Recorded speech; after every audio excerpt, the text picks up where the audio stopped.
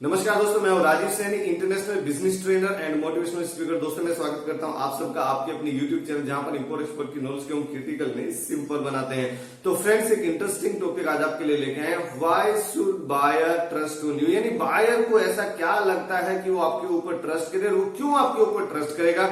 क्या आपने कोई प्रॉपर ग्राउंड वर्क किया हुआ है? क्या बायर के बिजनेस को आपने स्टडी किया है? क्या एक अच्छे सेल्समैन, अगर आपको अच्छा एक्सपोर्टर बनना है तो आप अच्छे सेल्समैन बने हैं क्या? या फिर आपने जो रेफरेंस दिया है बायर को कांटेक्ट करते टाइम, उसमें आपने राइट रेफरेंस यूज किया है क्या? क्या आप फेक प्रॉमिस यूज कर रहे हैं या फेक प्रॉमिस अवॉइड कर रहे हैं? क्या आप ट्रस्ट वर्दी है टुवर्ड्स योर बायर? बायर आपके ऊपर भरोसा क्यों करे? क्या कुछ कॉमन चीजें हैं क्या between you and your buyer? Always say you are free to buy, मतलब there is no compulsion to buy it. क्या वो क्वालिटी आपके अंदर है? क्या आपका कॉन्फिडेंस हाई है? क्या आपको मार्केट नॉलेज है? क्या आपको प्रोडक्ट नॉलेज है? तो ये सब क्वेश्चंस का आंसर लेके छोटे से वीडियो में बने रहे हमारे साथ। सबसे पहले हमारा पॉइंट है प्रॉपर ग्राउंड वर्क। तो देखिए फ्रेंड्स, अगर आप प्रॉपर ग्राउंड वर्क करते हैं, जब आप बायर से बात करते हैं उससे पहले ही आप अपना सब ग्राउंड वर्क कंप्लीट कर लेते हैं। जैसे आपका कंपनी स्टैब्लिश हो गया है, आपके डॉक्यूमेंटेशन स्टैब्लिश हो गए हैं, जैसे आपका आईसी, आरसीएमसी, जीएसटी, जो भी पेपर वर्क है पेपर वर्क आपका हो गया है। आपने अपना वेबसाइट बना लिया है, डायनेमिक वेबसाइट। देखिए नॉर्मल सिंपल वेबसाइट तो कोई भी बना लेता है, लेकिन डायनेमिक वेबसाइट हो जो डे टू डे बेसिस पे या फिर मतलब वीकली बेसिस पे अपडेट हो या मंथली बेसिस पे अपडेट हो, क्या नया मार्केट में आया है, क्या आपका नया प्रोडक्ट है वो उसमें लिस्ट, और जो आपके डॉक्यूमेंटेशन है, जैसे आपका आईसी हो गया, जीएसटी हो गया, जो भी आपका डॉक्यूमेंटेशन है, आपके पास एमएससीबी का सर्टिफिकेट है, वो सब आप अपनी वेबसाइट पे लिंक कीजिए। आपकी वेबसाइट पे आपके सोशल पेज के सब लिंक होंगे,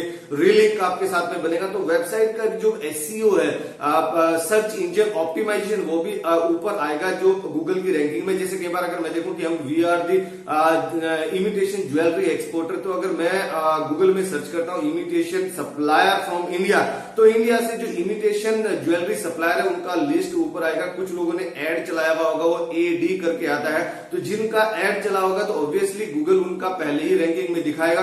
और फर्स्ट पेज पे जिनका आता है, फर्स्ट पेज पे जिनका पहले आता है, उनका ही सामान ज्यादा बिकता है। ये एक बेसिक प्रिंसिपल है, इसलिए लोग खर्चा करते हैं अपने एडवर्टाइज करने में। तो लेकिन आप कम से कम अगर उतना खर्चा नहीं कर पा रहे तो आप कम से कम इतना कर सकते हैं कि आपका जो वेबसाइट है, वेबसाइट का ऑटोमेटिकली आपका एसईओ होता रहे।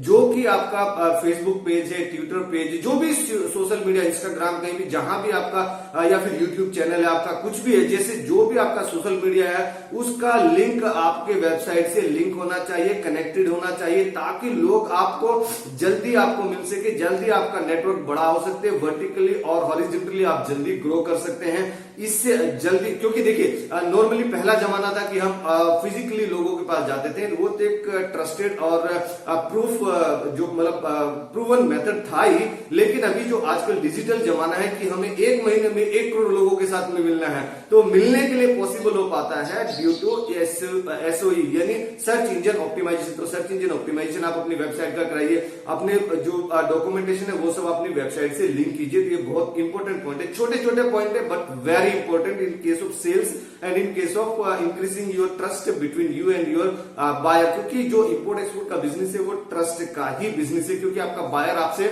कई किलोमीटर, कई हजार किलोमीटर, मैं बोलूंगा कई हजार किलोमीटर दूर बैठा हुआ है। अगर वो भरोसा नहीं करेगा तो वो सामान नहीं खरीदेगा आपसे। अगर हम बात करें कि बिकम गुड सेल्समैन, यानी अगर आप अच्छा सेल्समैन बन सकते हैं तभी आप अच्छा सामान बेच सकते हैं, तभी आप अच्छा एक्सपोर्टर बन सकते हैं। तो जो जिसको एक बोला जाता है हिंदी में सम्मोहन, जिसको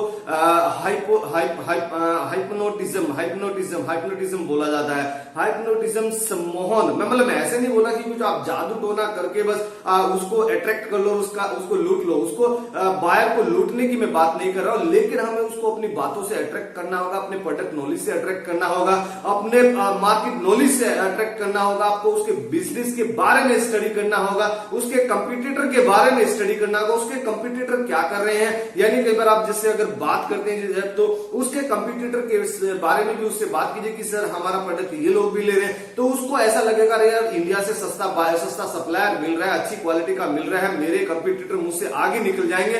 ये फीलिंग आपको उसके माइंड में डालनी होगी। यानी कैरोसिटी उसके माइंड में क्रिएट करनी होगी, उसको जस्ट जागरूकता अंदर से मतलब उसको एक्साइट करना होगा, अरे यार मेरा भी बिजनेस, क्योंकि वो आपसे प्रोडक्ट लेगा आके उसको भी बिजनेस करना है, वो प्रोडक्ट लेके अपने घर में नहीं रखेगा, उसको भी आगे रीसेल करना, उसकी खुद की लोकल मार्केट में उसको रीसेल करना है, तो वो प्रोडक्ट आपसे लेगा और अपनी मार्केट में रीसेल करेगा, आप उसको सेटिस्फाई कर सकते हैं, तो that is the best advertisement. तो आपको जो सम्मोहन है, हाइपोनेटिज्म का आपको ध्यान रखना होगा, आप अच्छे सेल्समैन बन सकते हैं।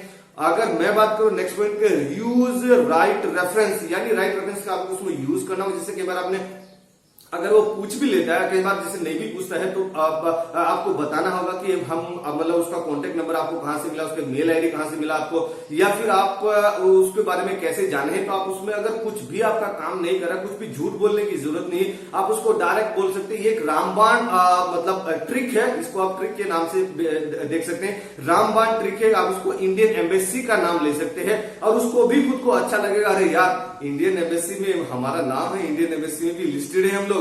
तो वैसे भी अगर किसी भी कंट्री का देखें तो किसी भी कंट्री में क्या जो बायर सप्लायर जो रहते हैं उनका नॉर्मली वो लोग डाटा कलेक्ट करके रखते हैं। जैसे कई बार मैं अपनी वीडियो में बताऊं, जैसे जो how to find international buyer, वो सब में बताता हूं कि इंडियन एम्बेसी का आप हेल्प ले सकते हैं। यानी इंडियन, जैसे अगर आप यूएसए मिस रितु करके हैं, उनसे हमारी बातचीत भी होती रहती, तो जो हमारे एम्बेसिडर है, स्पेशली जो कॉमर्शियल विंग्स है, कॉमर्शियल विंग से आप डायरेक्ट बात कर सकते हैं। तो वो लोग आपको फ्री में डाटा भी प्रोवाइड करते हैं और आपको सपोर्ट भी करेंगे, आपको इन्फॉर्मेशन भी देंगे, क्या इन्फॉर्मेशन आप चाहिए।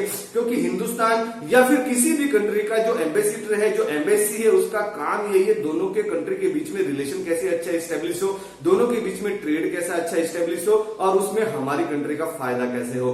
यही सभी कंट्री की एम्बेसी का एम है, मोटिव हो। इसलिए गवर्नमेंट उनके लिए खर्चा भी कर रही है, गवर्नमेंट उनको सैलरी भी दे रही है, उनका ऑफिस भी जो भी जितना भी है सब गवर्नमेंट अपना खर्चा कर रहा है, अल्टीमेटली वो हमारे टैक्स से ही जा रहा है। तो वो लोग हमारा सपोर्ट करते हैं और वो लोग अच्छे से आपसे बात भी करते हैं, तो आप उनसे बात भी कर सकते हैं। तो उसको आपके बायर को भी अच्छा लगेगा, अरे इंडियन एम्बेसी में भी हमारा नाम है, तो हम लोग भी ग्रो हो रहे, इंप्रूव हो रहे।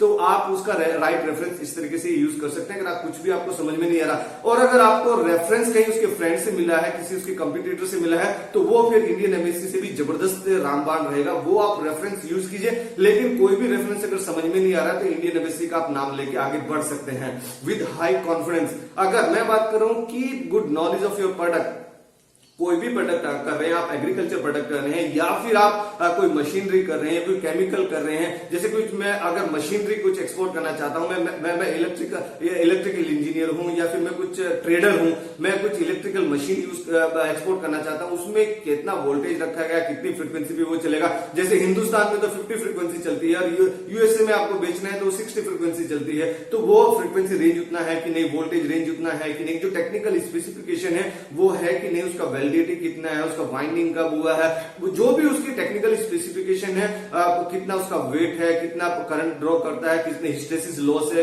जो भी उसके टेक्निकल टर्म्स होंगे, जो टेक्निकल स्पेसिफिकेशन होंगे, वो आपको सब क्लियर होना चाहिए।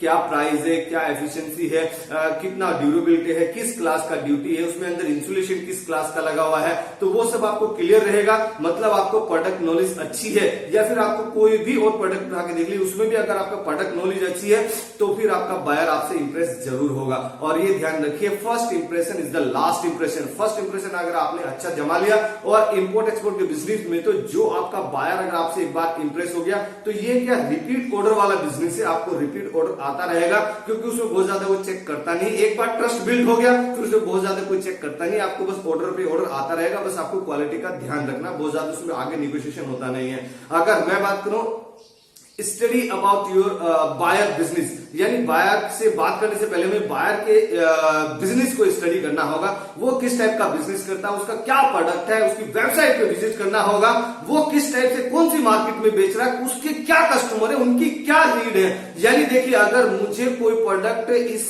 बायर को बेचना है तो वो आगे कौन से बायर को बेच रहा है, उसके कौन से बायर है, उसके कौन से कंज्यूमर है, उनका क्या नीड है। अगर जैसे कई बार आपने देखा कि हम कस्टमर हैं, हम कंटिन्यूअसली कुछ कंप्लेन कर रहे हैं कि सर इसका जैसे कोई अगर कोई टॉय है इसका सर बैटरी का सेल ज्यादा नहीं चलता है, 2 दिन में खराब हो जाता है, तो ये अगर फीडबैक है तो ये कस्टमर जो है डायरेक्ट दुकान वाले को दे रहा है या फिर डायरेक्ट रिटेलर को दे रहा है, या फिर अगर ऑनलाइन शॉपिंग कर रहा है तो ऑनलाइन जो वहां पर वेंडर है उसको दे रहा है, लेकिन वो फीडबैक डायरेक्ट आपके सप्लायर के पास में नहीं आ रहा है। लेकिन अगर यहाँ पर आप सप्लायर है तो आप एक स्टेप आगे उठ के, एक स्टेप और आगे आके आप जो उसके कस्टमर हैं उनसे भी डायरेक्ट आप फीडबैक ले सकते हैं या फिर उनके बारे में जान सकते हैं किस टाइप के उसके कंज्यूमर हैं, उसके बिजनेस के बारे में आपको जरूर स्टडी करना चाहिए। आप उसके बारे में स्टडी करेंगे तभी आप कॉन्फिडेंस से उसको कुछ सोल्यूशन दे पाएंगे कि sir this is the current scenario या फिर this is the current problem going on in your country, तो उसका सोल्यूशन अगर आप दे सकते हैं तो वो प्रोडक्ट जरूर आपसे खरीदेगा,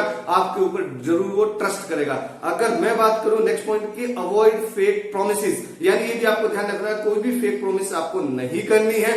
best advertisement is the satisfied customer, यानी कोई भी कस्टमर है उसको आपने सामान बेचा, वो आपके सामान से सेटिस्फाइड है, तो कोई भी अगर उससे पूछता है या फिर वो कोई किसी से बात करता है, अरे यार वो रुड़की वाले सैनी साहब है ना, उनका मैंने ये प्रोडक्ट खरीदा, चल रहा है, मेरा तो बढ़िया चल रहा है, 2 साल से चल रहा है, मजा आ रहा है, तो वो आपका एडवर्टाइज करेगा, यानी वो आपका माउथ पब्लिसिटी करेगा, वो आपका एडवर्टाइज करेगा, वो आपका वकील बनेगा। आप उसको एक बार सेटिस्फाई करते हैं तो वो बाकी लोगों को आप बताएगा, तो वो प्रोडक्ट खरीदने का आपका चांसेस बढ़ जाता है और आपके ऊपर ट्रस्ट एक बायर का जरूर बढ़ जाता है। अगर नेक्स्ट बात करें कि always say free to buy और नॉट बाय, यानी कई बार आप उसको अगर जैसे कई बार आप बात करते हैं सर आप एक बार देख लीजिए, जरूर नहीं कि आप इसको खरीदे नहीं खरीदे, इट्स योर डिसीजन, तो उसको भी अच्छा लगेगा, अच्छा डिसीजन मैं ले रहा हूं क्या, मेरा डिसीजन चलेगा, वाह, मतलब ये जबरदस्ती कोई मेरे ऊपर सेल्समैन कोई थोप नहीं रहा है, ये मेरा डिसीजन है कि मुझे बाय करना है कि नहीं बाय करना है। आप उसको कुछ ऑफर दे सकते हैं,